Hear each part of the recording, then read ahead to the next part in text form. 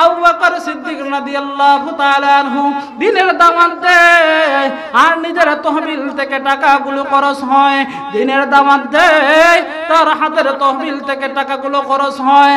আল্লাহর পয়গম্বর বিশ্ব নবী বলেন, পৃথিবীর সমস্ত মানুষের ঋণ আমি দিতে পারছি, সমস্ত মানুষের সব কিছু আমি পূর্ণ করতে পারছি, কিন্তু পৃথিবীর জমিনে আমি বিশ্ব নবীজি একজন মানুষের ঋণ দিতে পারলাম না। শুধু একটা মানুষের ঋণ দিতে পারলাম না, সেই মানুষটা অন্য কেউ নয়, সেই মানুষটা হলো আবু বকর সিদ্দিক রাদিয়াল্লাহু তাআলা আনহু। আবু বকর সিদ্দিক রাদিয়াল্লাহু তাআলা আনহু তার বাড়ি তার জায়গা বিক্রি করে দিলেন, তার দোকান বিক্রি করে দিলেন। বিক্রি করে দিয়ে আবু বকর সিদ্দিক রাদিয়াল্লাহু তাআলা আনহু নিজের বিটা বেচিয়া তিনি দিনের দাওয়াত দিতেন। তিনি নিজের বিটা বাড়ি বেচিয়া তিনি যখন দিনের দাওয়াত দেয়, অপরদিকে কাফেররা রাখতে বলেন, আবু বকর তোমাকে পূর্বেই বলেছিলাম তুমি মুহাম্মাদের দরবারে যাইও না, তুমি আল্লাহ রাব্বুল আলামিনের উপর ঈমান আইনো না। কেন তুমি আল্লাহ রাব্বুল আলামিনের ঈমান উপর ঈমান আল্লাহর পয়গম্বর তুমি যাকে মানো, মুহাম্মদ ইবনে আব্দুল্লাহকে আখিরি জামানার পয়গম্বর হিসেবে কেন মাননা? শুধু কি তাই নয়, শুনে রাখো তুমি আবু বকর একবার নয় দুইবার নয়, তুমি যেভাবে ফকির হওয়া শুরু হয়েছ, যেভাবে তুমি ফকির হওয়া শুরু হয়েছ, তুমি তো এক সময় ফকির হইবা তো হইবাই। তোমার এমন সময় একটা যাবে মানুষের কাছে ভিক্ষা ছাড়া আর কোনো কিছু পাবে না। আল্লাহর পয়গম্বরের সাহাবী আবু বকর সিদ্দিক রাদিয়াল্লাহু তাআলা আনহু মক্কার কাফেরদের কথা শোনার পর ওনার মনটা খুব খারাপ, খুব মলিন, আর উনি উনার সিদ্ধান্ত গ্রহণ করলেন যে আসুক আজকে আল্লাহর পয়গম্বরের কাছে এইসব বিষয়ে আলোচনা করব। যদি পয়গম্বর আমাকে এই বিষয়ে কোনো কিছু বলে, কি বলে আমি জানবো। আল্লাহর পয়গম্বর বিশ্ব নবীজি যখন বিকালে যখন আল্লাহর পয়গম্বরের সম্মুখে আবু বকর সিদ্দিক রাদিয়াল্লাহু তাআলা আনহু আসলেন, আসার পর আবু বকর সিদ্দিক রাদিয়াল্লাহু তাআলা আনহু আল্লাহর পয়গম্বর বিশ্ব নবীকে বলেন, ওগো নবীজি আমরা কি আসলে কি ক্ষতিগ্রস্ত? আমরা কি আসলে কি আমরা ক্ষতিগ্রস্তের মধ্যে ডুবে আছি? আসলে কি আমি আল্লাহ তাআলার উপর ঈমান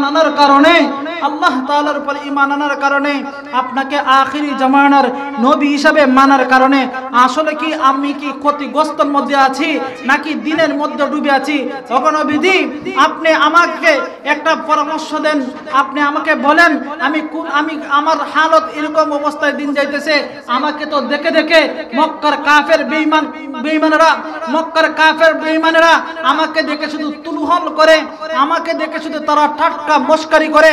ওগো নবীজি আপনি আমাকে বলেন, আমি আবু বকর এসব কিছু বিক্রি করে দেওয়ার কারণে, দিনের দাওয়াত দেওয়ার কারণে আমি আবু বকর এইসব দিনের দাওয়াত দেওয়ার কারণে আমি আবু বকর কি সমস্ত কিছু হারিয়ে ফেলেছি, নাকি আমি আল্লাহ তাআলার উপর ঈমান আনার কারণে কাফেররা যে আমাকে লাঞ্ছিত, বঞ্চিত আর অপমানিত, অপদস্থ করেন?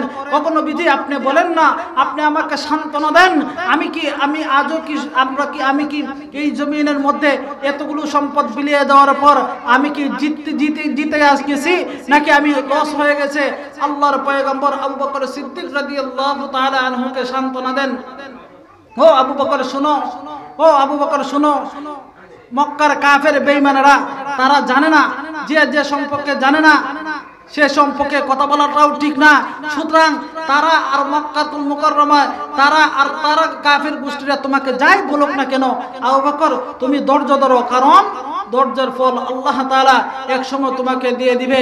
যে যাই বলো, আবু বকর তুমি কোনো কিছু বলো না।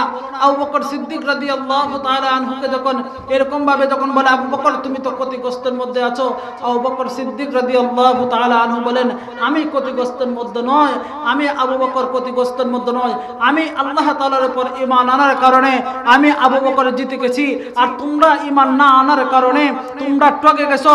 সুতরাং এখনো সময় আছে, আল্লাহ তাআলার উপর ঈমান আনো, আব্দুল্লাহর ছেলে মুহাম্মদ আল্লাহর পয়গম্বরকে আখিরি জামানার নবী হিসাবে মানো। সমস্ত কাফের বেঈমানেরা আল্লাহর পয়গম্বরের কথা যখন বললেন, তারা টাক্কা মস্কারি করা শুরু করে দিল, আর বলা শুরু করে দিল, দেখো আব্দুল্লাহর ছেলে মুহাম্মদ এক পাগল হয়ে গেল, আর ওদিকে আবু বকরও পাগল হয়ে গেল। সুতরাং তারা তো দুনিয়াতেই নাকাম হয়ে গেল, আখিরাতেও তারা নাকাম হয়ে গেল। সেটা হলো কাফেরদের ভাষ্য। এরপরে আল্লাহ রাব্বুল আলামিন আল্লাহ তাআলা সূরা আসর নাযিল করে বলেন, ইন্নাল ইনসানা লাফি খুস। ওখানে বিধি তাদেরকে বলে দেন প্রত্যেকটা মানুষই ক্ষতিগ্রস্তের মধ্যে ডুবে আছে, প্রত্যেকটা মানুষই ক্ষতিগ্রস্তের মধ্যে আছে, প্রত্যেকটা মানুষই ক্ষতিগ্রস্ত।